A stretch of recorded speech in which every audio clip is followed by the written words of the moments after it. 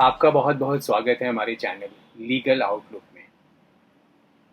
23 अगस्त 2022 को अपने रिटायरमेंट से जस्ट 3 दिन पहले चीफ जस्टिस रमन्ना ने एक बहुत ही अच्छा जजमेंट लिखा और वो उन सवाल का जवाब दिया जो आम तौर पे हर एक वकील या जज इवन कोर्ट भी फेस करते हैं अपने डे टू डे प्रोसीडिंग में।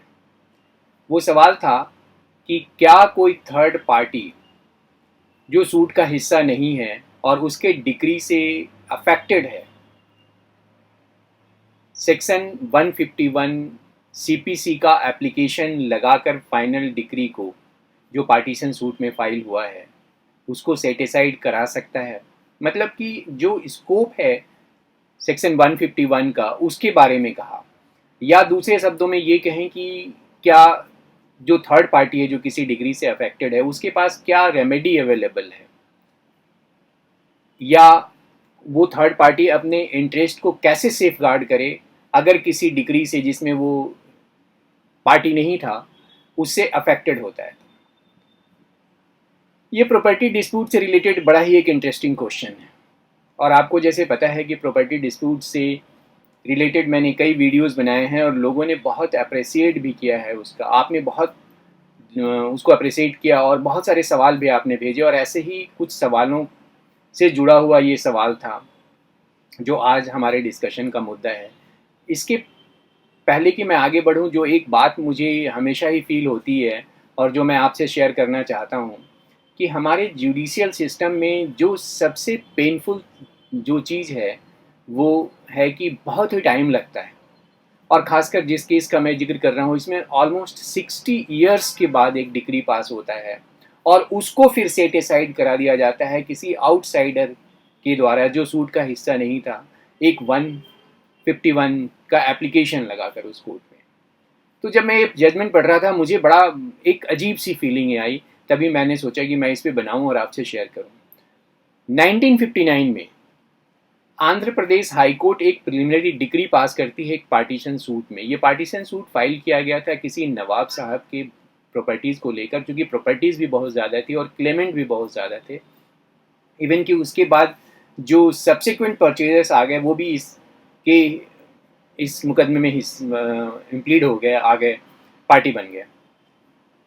एक पार्टीज इसमें बनी जो सब्सिक्वेंट परचेजर थी जिसने बहुत बड़ा शेयर खरीदा था लैंड का, वो था माई प्लेस कोऑपरेटिव सोसाइटी।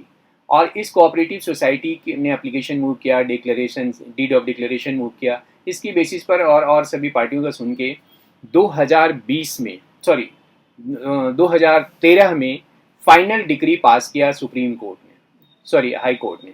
और इस फाइनल डिग्री के बाद 2020 में 7 साल के बाद एक कुछ लोग आते हैं और एक एप्लीकेशन कई एप्लीकेशन मूव करते हैं। सभी 151 सीपीसी में होता है इनहेरेंट जुरिस्डिक्शन को, जिसमें कोर्ट को इनहेरेंट जुरिस्डिक्शन दिया गया है।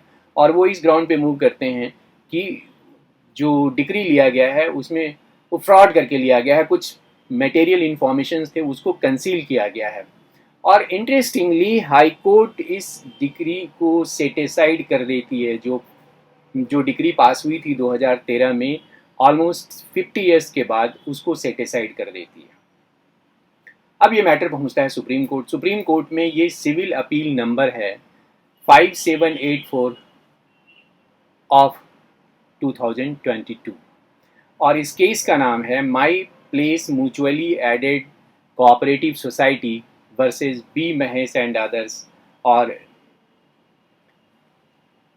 इसमें जो कोऑपरेटिव सोसाइटी है उसकी तरफ से पेश होते हैं बहुत ही फेमस वकील हैं डॉक्टर एम सिंघवी। और उन्होंने जो आर्गुमेंट किया, सबसे पहला चीज़ उन्होंने कहा कि भाई एक सेक्शन 151 का एप्लीकेशन मेंटेनेबल ही नहीं था, फिर भी हाई कोर्ट ने एंटरटेन किया और डिग्री को सेटिसाइड कर दिया। उनका ये कहना था कि जो अफेक्टेड लोग थे जिन्होंने वो एप्लीकेशन मूव की और जो सूट का हिस्सा नहीं थे, जो स्ट्रेंजर थे, उनके पास जो रेमेडी अवेलेबल था वो एक फ्रेश सूट फाइल करने का था, ना कि 151 का एप्लीकेशन था। दूसरी बात जो कही कि 1959 में प्रिलिमिनरी डिग्री पास होती है, उसके बाद 2013 में जाकर फाइनल डिग्री पास होती है और उसके 7 सालों के बाद पहली बार एक ग्राउंड लिया जाता है फ्रॉड का, और वो भी स्ट्रेंजर के द्वारा, और उसको हाई कोर्ट को कायदे से तो वो एप्लीकेशन डिसमिस करना चाहिए था कि मेंटेनेबल ही नहीं है, अगर आप एग्रीव हैं तो आप जाइए सेपरेट सूट फाइल कीजिए। लेकिन और हाई कोर्ट ने इंटरटेन किया। इवन कि जो सिंघवी साहब ने ये भी कहा कि जिस प्ली को वो कह रहे हैं कि फ्रॉड और कंसीलमेंट ऑफ एक्ट है, वो दरअसल वो नॉलेज में था हाई कोर्ट के। फिर भी हाई कोर्ट ने इस एप्लीकेशन को इंटरटेन किया, जो कि गलत था। दूसरी तरफ से जो एडवोकेट पेश हुए वो हैं CS सुंदरम साहब, वो भी सीनियर एडवोकेट हैं और बहुत ही अच्छे वकील हैं। उन्होंने कहा कि जहाँ तक डिले की बात है, वो कोई डिले है ही नहीं, क्योंकि जब एप्लीकेंट जो गए थे उनके पोजीशन को डिस्टर्ब किया गया उस डिग्री की बेसिस पर एग्जीक्यूशन में, तो वो आए उस कोर्ट के पास 151 की एप्लीकेशन लेकर, और उन्होंने अपनी जो भी अपनी पोजीशन को वो सेव करना चाहा, और जो उनके राइट अफेक्टेड थे उसको बचाना चाहा। दूसरी बात उन्होंने कही कि कोर्ट के पास, सिविल कोर्ट के पास, यहाँ पे हाई कोर्ट था, चूँकि हाई कोर्ट में ट्रायल हो रहा था, हाई कोर्ट अपने ओरिजिनल जुरिडिक्शन में मैटर को ट्राई कर रहा था, तो बोला कोर्ट के पास 151 में हमेशा ही पावर होता है अपने ऑर्डर को रिकॉल करने का, और पर्टिकुलरली उस केस में जहाँ पे फ्रॉड प्लेड किया गया हो। अब जो आगे उन्होंने बात कही कि सेक्शन 151 का जहाँ तक है, वो सिविल कोर्ट के इनहेरेंट जुरिस्डिक्शन को किसी भी स्टेज पे एजिटेट किया जा सकता है, कि इन्वोक किया जा सकता है, उसको एप्लीकेशन को लगाया जा सकता है अगर कोई प्रोसेस का अब्यूज़ हो रहा है, और जस्टिस के फेवर में, जस्टिस पाने के लिए और जस्टिस को सिक्योर करने के लिए कोर्ट उसको एंटरटेन कर सकती है। अब 5 इम्पॉर्टेंट पॉइंट जो सुप्रीम कोर्ट ने इस केस में 151 सेक्शन 151 को लेकर, या इनहेरेंट जुरिस्डिक्शन जो है सिविल कोर्ट का, उसको लेकर जो कहा। सबसे पहले तो मैं आपको बताऊं कि सुप्रीम कोर्ट ने अपने बहुत ही अर्ली स्टेज के 1961 के एक डिसीजन पर रिलाई किया। उस डिसीजन का नाम था Padam Sen versus state of UP. 1961 का जजमेंट है, IR 1961, सुप्रीम कोर्ट 218। उसके बाद जो 5 बातें कही, उसमें सबसे पहली बात जो उन्होंने कही कि कोर्ट का इनहेरेंट जुरिडिक्शन होता है, वो उसको अगर जो स्पेसिफिकली कहीं पावर दिया गया है उसके अलावा होता है, तो ये, और कोर्ट को ये जुरिडिक्शन दिया जाता है कि वो जस्टिस को सिक्योर कर सके। दूसरी बात कही कि कोर्ट हमेशा फ्री है अपने इनहेरेंट जुरिडिक्शन को एक्सरसाइज करने के लिए, अगर उसे ये लगता है कि जिस पर्पस से वो यूज़ कर रहा है उसका कोई express provision civil procedure code में नहीं दिया गया है, और उसके पास इनहेरेंट जुरिडिक्शन के जरिए ही जस्टिस करने का रास्ता बचा है। तीसरी बात जो उसने कही, सुप्रीम कोर्ट ने कही यहाँ पर, कि सिविल कोर्ट का जो 151 में जो जुरिस्डिक्शन है या पावर है, वो सब्सटेंटिव जुरिस्डिक्शन नहीं है, और इसी से कोई सेटल्ड डिक्री को या कोई सेटल्ड इश्यू को, जजमेंट को वो डिस्टर्ब नहीं कर सकती अपने इनहेरेंट पावर को इन्वोक करके, अपने इनहेरेंट सेक्शन 151 के पावर को इन्वोक करके।